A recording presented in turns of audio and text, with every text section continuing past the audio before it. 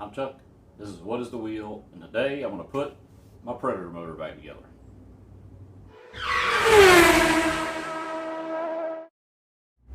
Now before I put the motor back together, I got to get all of my numbers. I don't want to be running back and forth between a laptop or grabbing my phone in order to figure out what the torque spec for this particular bolt is going to be.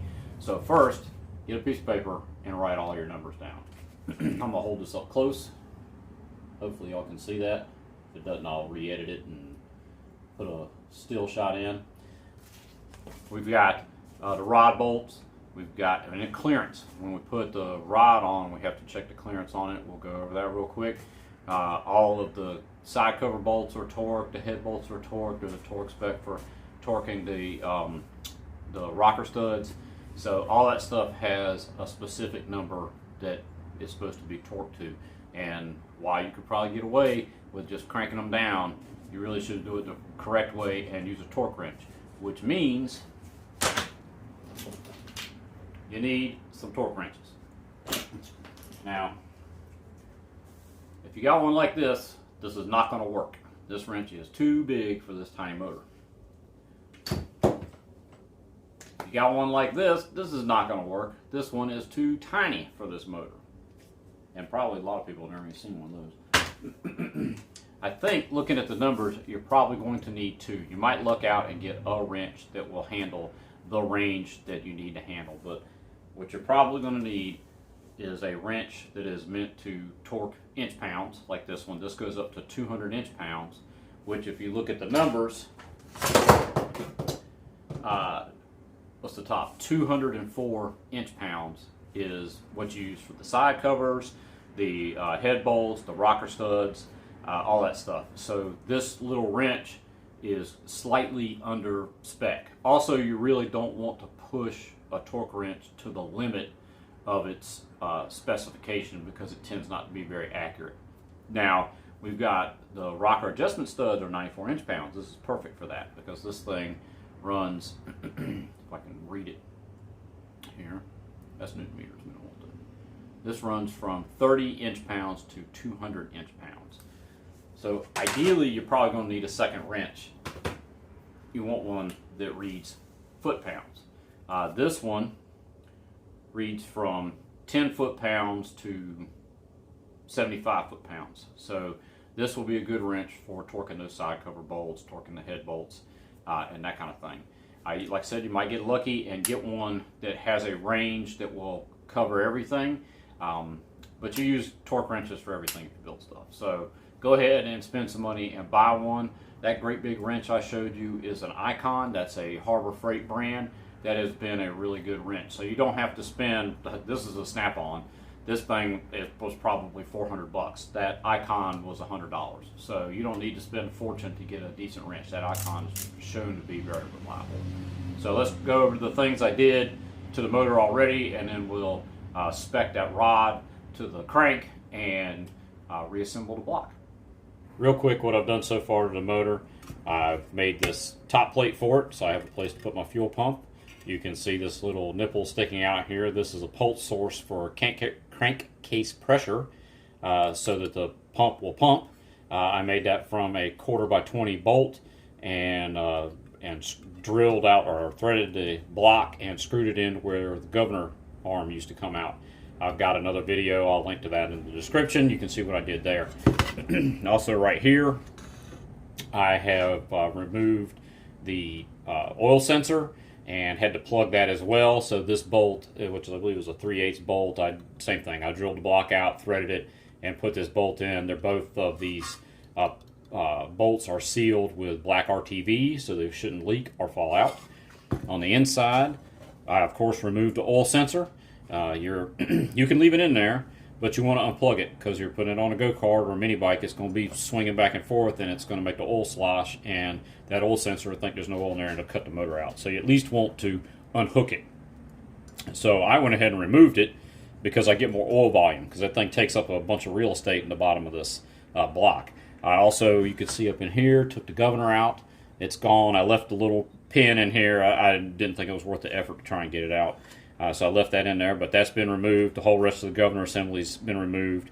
I cleaned everything. These motors from the factory. They fire them up to make sure everything works. Then they drain the oil out of it and put that oil in the next motor. So when I pulled this thing apart, there was a bunch of black crud or gray crud in the bottom of the block from all that recycled oil. And so I made sure to clean the block out really good, clean the bearing on the side cover as well, and also got all the gasket material off. So when we put it on, we have a nice fresh flat surface for that new gasket for the side cover. And that's about it for the block. Although, one other thing, this bore flash rusted on me, and this is a little damp here. And when I pulled this thing out of storage the other day to check it, and by storage I mean picked it up off the floor, I noticed that there was some rusting in the bore. If you experience that, don't freak out. It's not that big a deal. You can get, you just need some of this. This is, let the motor out of the way. This is Hops gun bore cleaner. And you need some of this. This is 4O steel wool. It's like a very, very fine grained sandpaper. It basically acts like sandpaper. So what you're going to do is cut some of the steel wool off of one of these pads and soak it with this bore oil, and then you're just going to wipe out that cylinder. And I'll put some pictures in there. You see before and after. Amazing difference. You still got good cross hatching inside the bore. It didn't mess that up or anything. And it didn't mess up like the bore shape at all. It just took that flash rust off. So be sure, if you do have some light rusting like that, you can take care of it with that superfine steel wool and some bore cleaning oil. When I took the motor apart, there was one thing I forgot to do, and that was take this gear off. This gear runs the governor. I don't need it anymore. It's just pressed on, so I'm going to knock it off real quick. I'm going to use a brass punch, so if I bump something, hopefully it won't mess anything else up.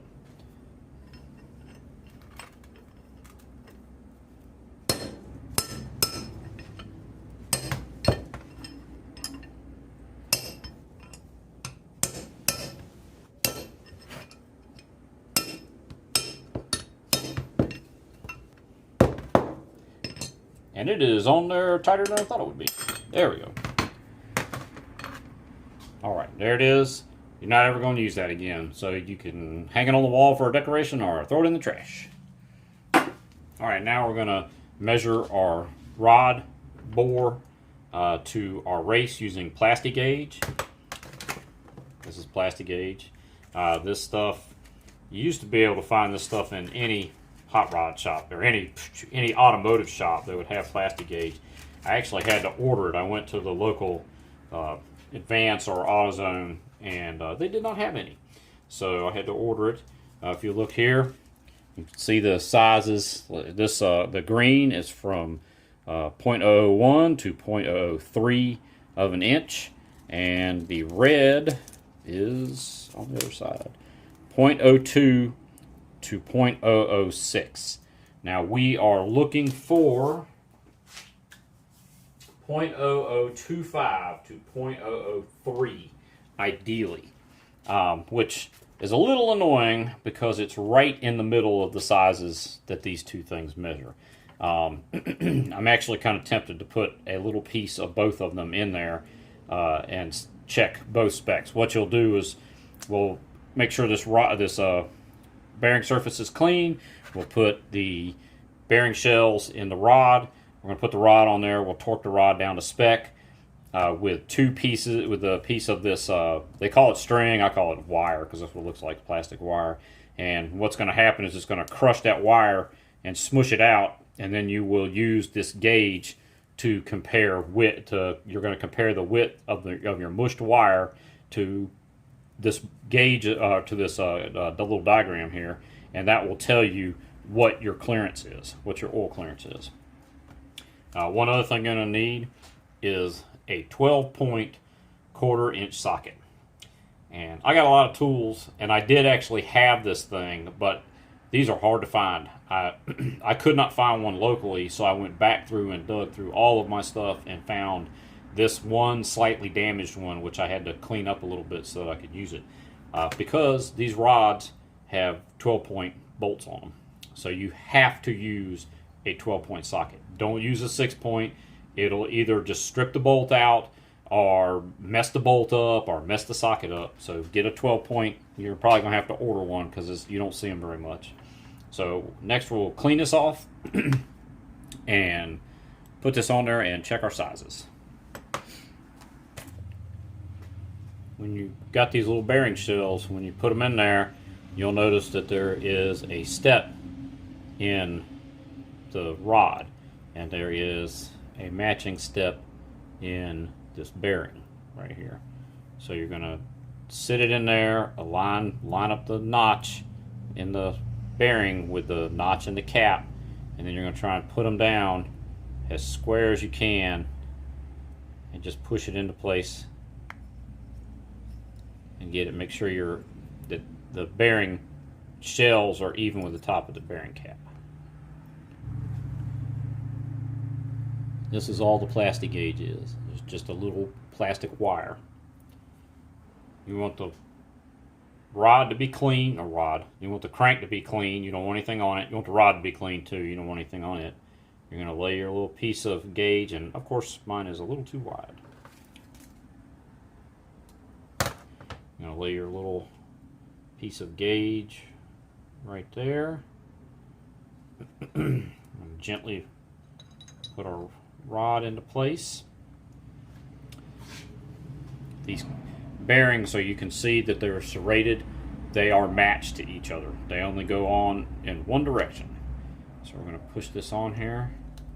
Go ahead and push it about tight snug as you can get it with your fingers. You want to try and get them to mate up as best as possible. Put your rod and bolts in.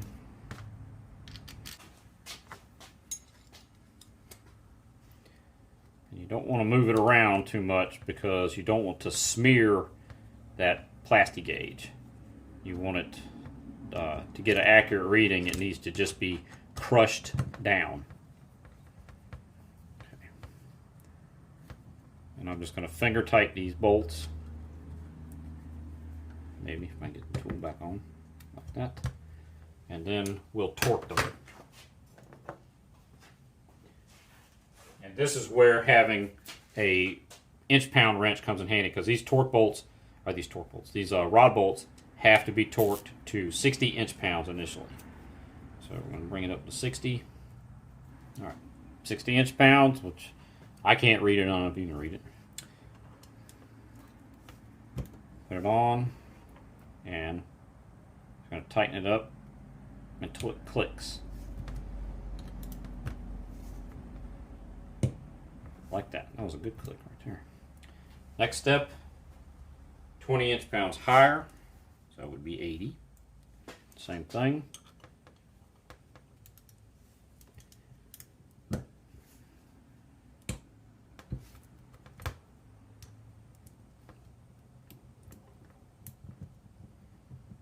Get our bolt on there.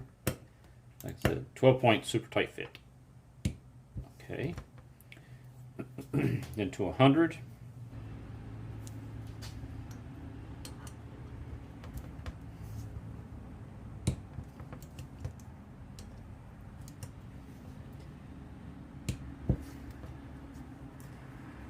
$120.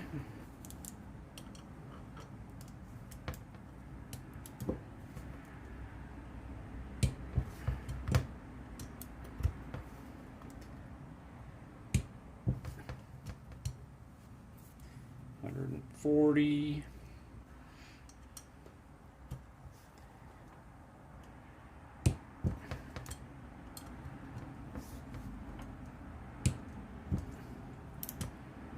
And 150. They had two specs. If you did it dry, the bolts dry, which I just did, it was 150 pounds. If you lubed the rod bolts, it was 170 pounds.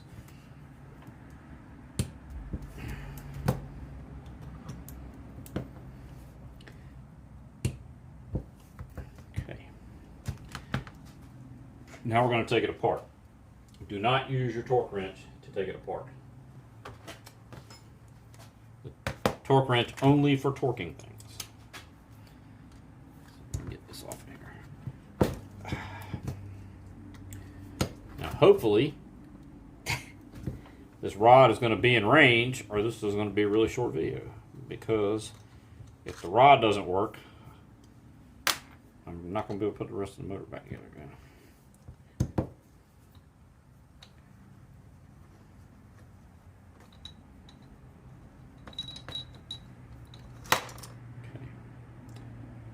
Alright, and you can see we have our mushed plastic gauge. I'm going to take our stuff and hold it up here. And what you're looking at is like, what does it, how much does it match? What is the clearance? And let's see if we can see it on camera pretty good here if I get it in the right spot. And it looks like we are, four's a little, looks like we're right at 3 thousandths there. Right at 3 thousandths. It shows up there. So that's, I believe we got exactly what we were looking for. Yeah, 025 to 030. That's the range. So we're good. This rod is good. So now we just need to clean this plastic gauge off of here, and then we'll be ready to put the crank in the block and put the piston back in and all that good stuff. All right, we need to put the rod on the piston. We're reusing the piston, get rid of the old rod. So we've got to get these circlips out. And these are just spring circlips. They have a little notch in the piston right here that you can get behind to pop the clips out. I have not looked to see if they gave me any extra ones. You want to be super careful with these. These things will put your eye out, just like a red rod or BB gun. So be careful taking it out. And all it is a little metal circle, and that's what holds the piston pin in place.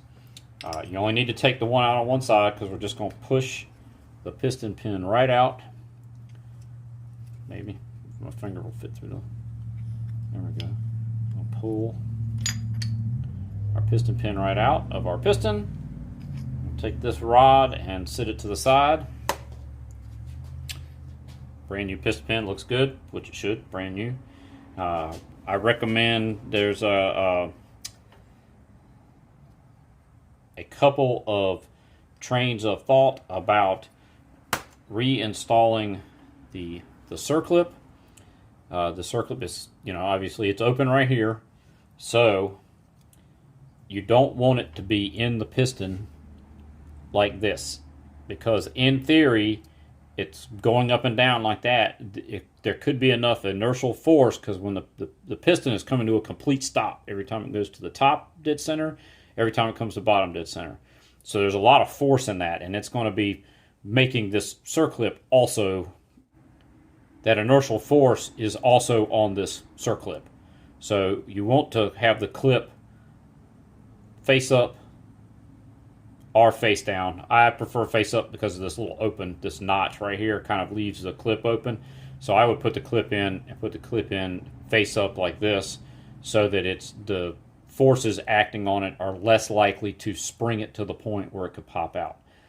Now I'm going to check my kit that came with this and see if they have new circlips. I'm kind of a big fan of using new ones when you have popped one out, because unless you're really careful, you can overspring this thing and then it will not be tight. So I'm going to check my gasket kit and see if it came with new spring clips, and if not, I'm going to reuse this one. I was really careful getting it out, it'll probably be fine. So the answer to that question was a big no. It does not have one. So we're just going to slide that bad boy in there. We're going to use some 30 weight engine oil and just put a little bit in the small end of the rod. It has a groove in it and an oil hole on top of it. We're going to put a little bit of oil in there and Also, just real quick, check and make sure that this piston pin does in fact fit in this rod like it ought to. And then we'll put on the side we pulled the pin out. We need to double check our piston. Make sure it has a marking on it that is the upside. So we'll put that up right here. The rod goes with this larger end facing that upside. And then we're just going to slide our, we're not going to slide it in from that side because that's the side that's still got a circlip in it. Slide it in from this side, slide it right through our connecting rod, seat the pin all the way in, and then once again, very carefully, we're going to reinstall this clip. Turn it around a little bit. And we want to use just enough force to get it back in to the piston.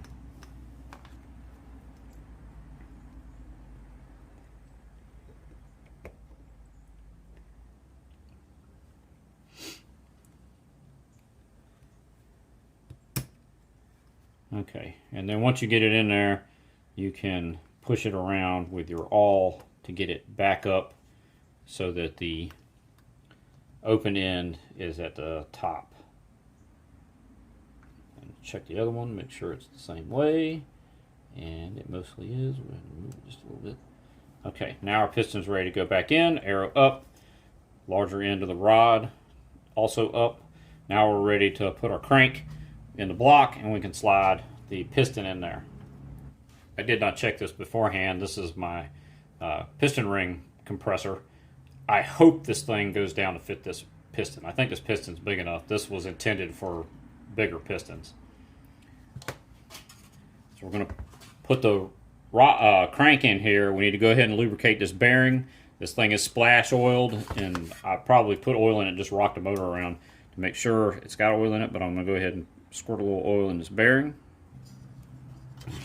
Stand the motor up. And I'm just carefully going to push that right in there like that. Okay, we've got our crank in. We've got our compressor compressing our piston rings all the way down. Our little arrow is pointing up. We've got the large end of the rod up. We're going to insert it into here, being careful not to bang it into the crank too much.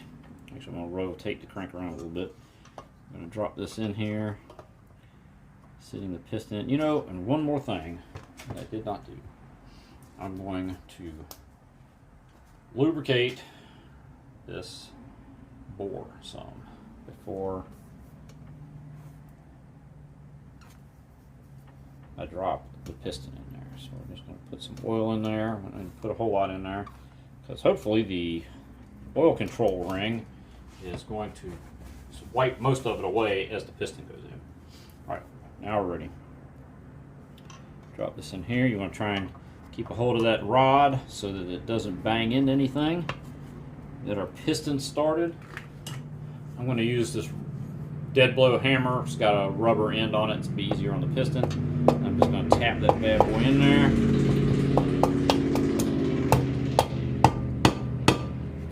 And it feels like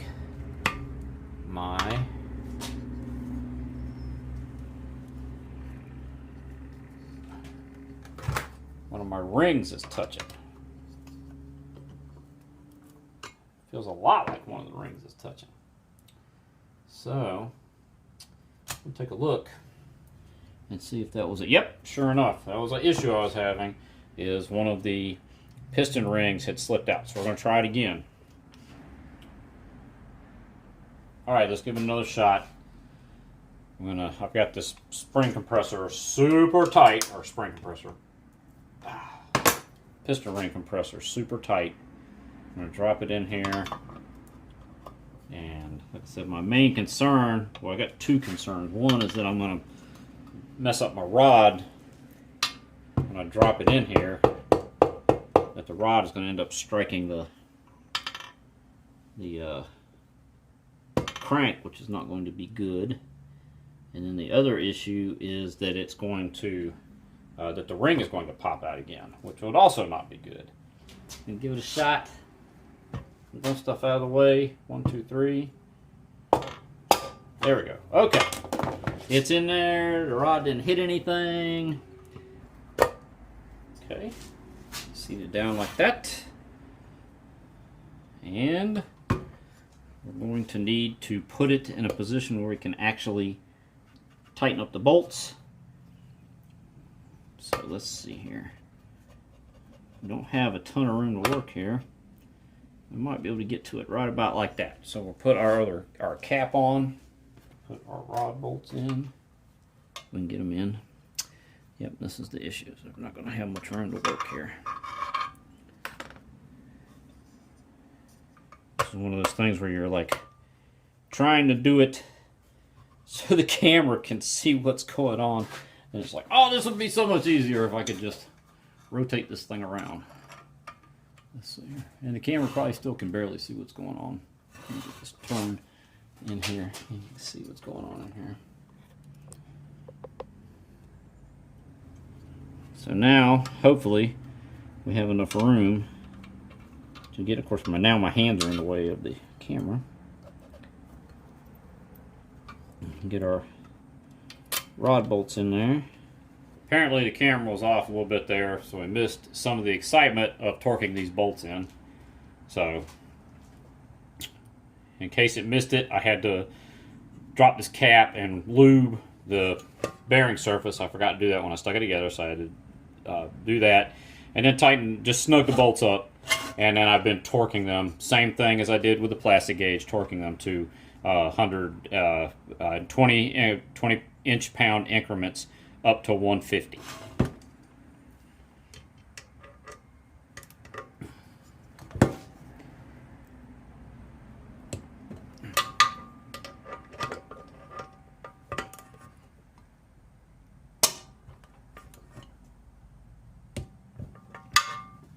All right, the final one, 150 inch-pounds. That's one. And now the tool's decided to stay permanently in the block. And all right. So that was 150 inch-pounds dry. The rod bolts were dry. If you lube the rod bolts, it was 170. Let's make sure that it moves. Okay, it's not free, it's not binding. All right, so we're good to go on that. The next thing I'm going to do is put the cam in. Before we put the cam in, we need to install our lifters.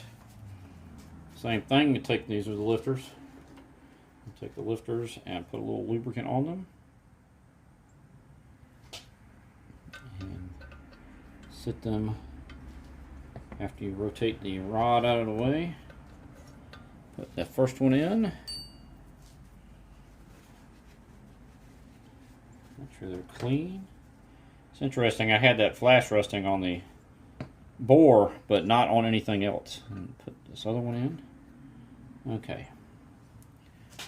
Then, the next thing you got to do is find, before you put your cam in, you need to find your mark on your crank. Now in the case of this one, it shows up in the thing. Take it around a little bit. A little easier to see maybe. That mark is right there. And there should be a matching mark on our cam, which is going to be this hole right here. So you've got that hole is in between the two teeth, and your mark on the crank is on the tooth. So you want to sit this in there so that it lines up, that tooth with the dimple on it sits in between these two teeth where the center, we have the center, that little hole is. So let's go ahead and dribble a little oil on our, actually there's a big dog hair on one of my cam journals, so let's go ahead and wipe those off real quick. quick there. So what happens when your dog helps you out in the garage. You end up with dog hair on your stuff. All right, and we're going to put some oil down in this bearing area down here. And then we're going to drop this in and line up our marks. And if you do not do this, it either will not run at all or it will run really bad. One of those things that'll rip your arm off when you try and crank it up to get it a tooth off. So hopefully that shows up there. You can see where those two points are lined up with each other, right like that. Once you have done that, you are finished with the inside of the bottom end of the motor, and you can put your pan on. Got a new pan gasket, or side cover gasket, depending on what they call them, different things. Put it in place. I'm going to put it on dry. I don't think that it needs to be any kind of sealant needs to be used on it. The original was not that way. I was very careful about cleaning everything, so it should be fine. I have cleaned off my pan or my side cover. It is also clean. I have made sure to get all of the gasket material off of it. I'm going to put some oil in this bearing, which I've already put oil in it before, but I'm going to put some more oil in it right now. All right. I'm just going to, and don't forget, you need to put a little bit of oil right here where the cam is going to sit. All right, I'm going to turn this right over, and it's going to cooperate and go right together like that, mostly.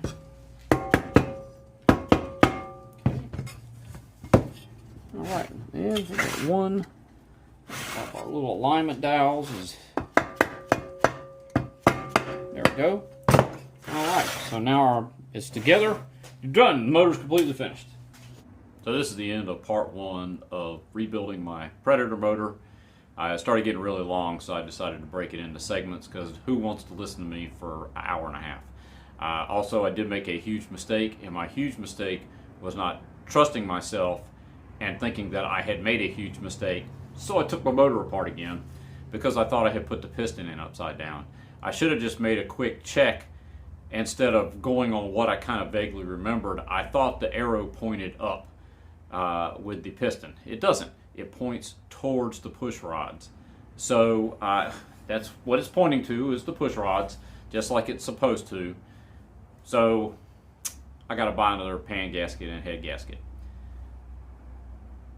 Once again, like, subscribe, comment. Have a great day.